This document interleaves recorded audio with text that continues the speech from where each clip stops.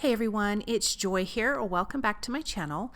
Today I'm using Spellbinders and Simon Hurley's new Spring Magnolias Betterpress stamp. And I'm also using the new, I think it's called the Woven 3D embossing folder. So I have a piece of craft cardstock. This is actually toffee cardstock from Tailored Expressions. And I am using some rectangle dies to die cut out my backgrounds. I'm going to use the embossing folder for this little piece here. I thought it would be obviously representative of a basket. And so I'm going to place that in my folder, and then I will run this through my die cut machine. I'm using the black platinum from Spellbinders, but you can only get it at scrapbook.com. It's like a little collaboration between the two companies. Then I'm using White Brilliant. This is a white pigment ink from Honeybee Stamps, and I'm just going to gently run it across the top of my embossed image here. So it's just going to catch some of that basket weaving, which I think is really, really pretty. And then I'm going to put this aside to dry because, as you guys know, pigment ink takes a good while to dry. Now we're going to bring in the Betterpress system. So we are going to be stamping with these metal stamps. They look like dies, but they are a stamp. And so you get these nice, detailed, beautiful images. This is the Spring Magnolias from Simon Hurley. This is from his new release with Spellbinders. I'm using all of the flowers and one of the sentiments. Then I'm using the cotton porcelain Betterpress cardstock. You do need to use, this is a specialty cardstock for this, so you do need to use it. It also, because it's kind of soft, when you stamp with the Betterpress system, it also gives you these nice little, really mild embossed areas from the images.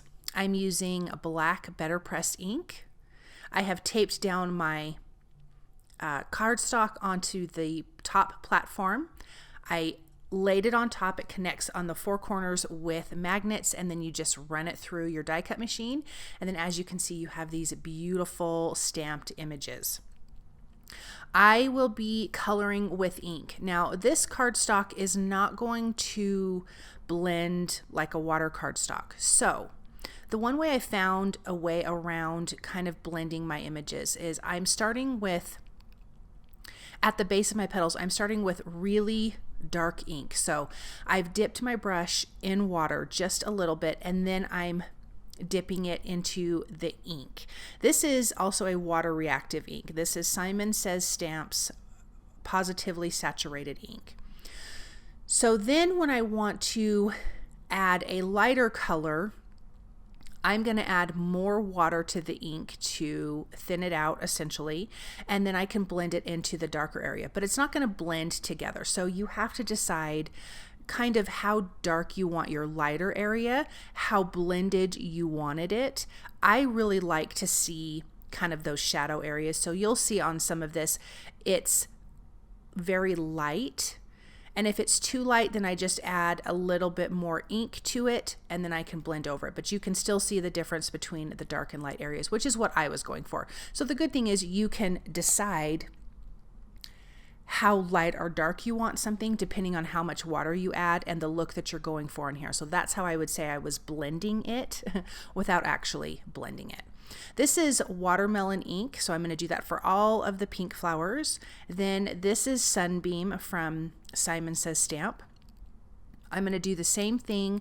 I'm going to add a little bit of water to my work surface, dip my paintbrush in it, and then just when I want it darker, just a little bit of water. If I want it lighter, then I'm going to do more water, and then you can just play around with it. So I'm starting at the base of my petals, adding that darker area, and then I will come back in and add the lighter areas. Really super simple, very, very pretty. I think this is just another fun way to color something. And you know, these ink colors are beautiful, and you have so many choices as far as the colors that you want to go with. So now I am adding a lot more water because I want it to be a lot lighter, and then I can just blend over even that dark area. It's not going to change that because, again, this paper is not going to let it blend like other paper. Then I'm using Surf for my leaves. I wanted to bring in some teal instead of just a traditional green, and I'm going to add it at the base of the leaves, and then I will also trace the veining of the leaves with the darker of the ink, and then going back in with the lighter ink. I also love this Spring Magnolias set because it has coordinating dies, which makes me super, super happy. I love everything that has a coordinating die because I'm not one that wants to fussy cut. I do, though, now have a Brother Scan and Cut, so I need to remember that when I have things that don't have coordinating dies. So I'm going to tape these in place with some low tack tape, and then I can run this through my die cut machine and get all my images cut out, and then we can move forward with the rest of the card. I am going to take a larger of that rectangle die, or you can just trim it out with your cardstock. This is from Spellbinders, but when I looked to add it to the list, you guys, they no longer had it. I'm so sorry. I did not realize it. But I'm going to trim that out, and now I have a little mat behind my craft cardstock. This is scrapbook.com's Floral Sprigs stencil on, this is going to be a mini slimline card, so this is measured 6 inches by 3 inches. I'm going to lightly ink blend TIDEPOOL ink from Simon Says Stamp all over the background.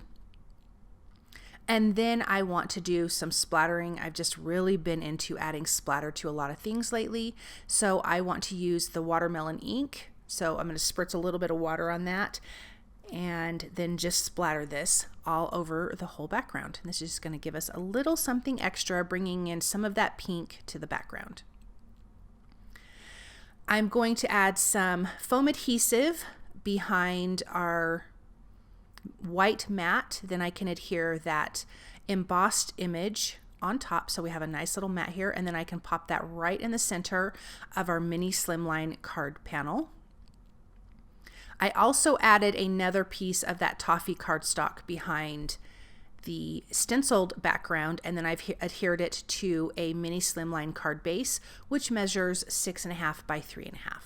Now I'm going to add some foam tape to some of these flowers, and then the other flowers will be adhered just directly to that background. This is going to give lots of different kinds of dimension. And I want to tuck these together. I love that green and pink together. And then we have the sentiment that says, "So grateful for you." And so I need to just kind of play around the placement of flowers, kind of where I want to have my sentiment. So I'm going to scoot those yellow flowers over, and then I can just add this last pink flower. And then I want to have some dimension behind my sentiment, so I'm going to put that in place there with some foam adhesive strips from scrapbook.com. Put that in place, and then I'm going to add a few gold foil confettis from Studio Katya. I love these. They're so, so pretty. So I'm going to add a few of those on the background, and then we can take a look at this card up close because I think it turned out so pretty. And I love these beautiful Spring Magnolias. I love how small they are, and this whole card turned out absolutely beautiful. Thank you guys so very much for stopping by and watching. I hope you feel inspired by this card, and I hope you have a wonderful day.